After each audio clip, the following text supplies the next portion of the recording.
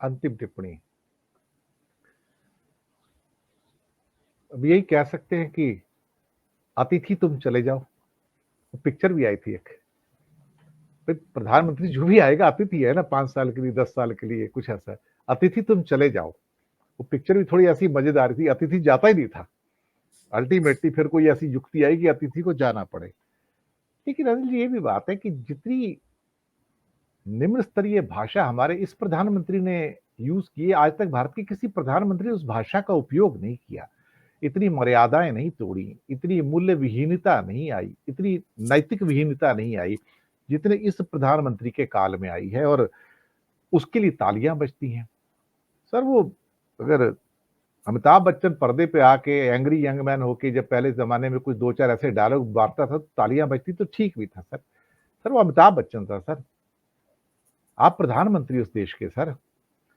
तो हम यही कहेंगे भाई, हालांकि संविधान में अगर हमारे निर्माता अंबेडकर साहब सोच लेते कि ऐसे व्यक्ति आएंगे तो 10 साल का कार्यकाल अमेरिका की तरह फिक्स कर देते भी, 10 साल से ऊपर कोई प्रधानमंत्री इंडिया में रह नहीं सकता। हो जाता तो हो सकता। मैं तो अंबेडकर साहब के चरण धो के पीता था भाई। अंबेडकर साहब बड़ा अच्छा कर दिया, आपने हमको बहुत सारे ऐसे लोगों से बचा दिया जो सत्ता से चिपके रहते हैं। तो बस यही कहूंगा सर, जाते जाते, अतिथि तुम कब जाओगे सर, चले जाओ ना। अरे जी।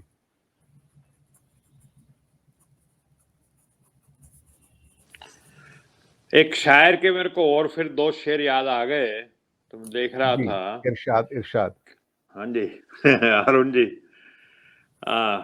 तुमसे पहले वो जो एक शख्स यहाँ तख्त नशीं था, तुमसे पहले एक वो शख्स जो यहाँ तख्त नशीं था, उसको भी अपने खुदा होने का इतना ही यकीन था।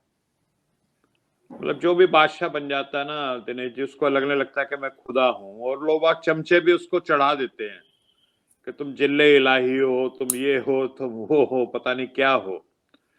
और फिर आगे वो लिखता है शायर कि कोई ठहरा हो जो लोगों के मुकाबिल तो बताओ, वो कहाँ है कि जिन्हें नाज बहुत अपने तई था।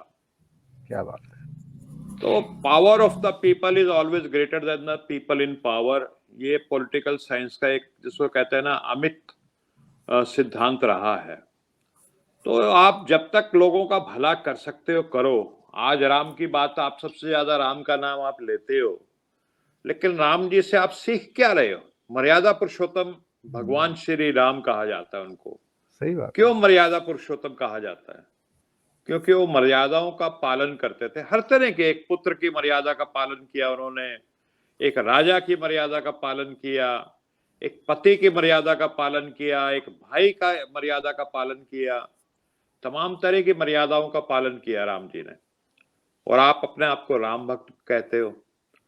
तो वो एक कहा जाता था ना दिनेश जी के, रघुकुल रीत सदा चली आई, प्राण जाए पर वचन ना जाए। अरुण जी ज्यादा जी। जानते हैं अध्यात्म के बारे में।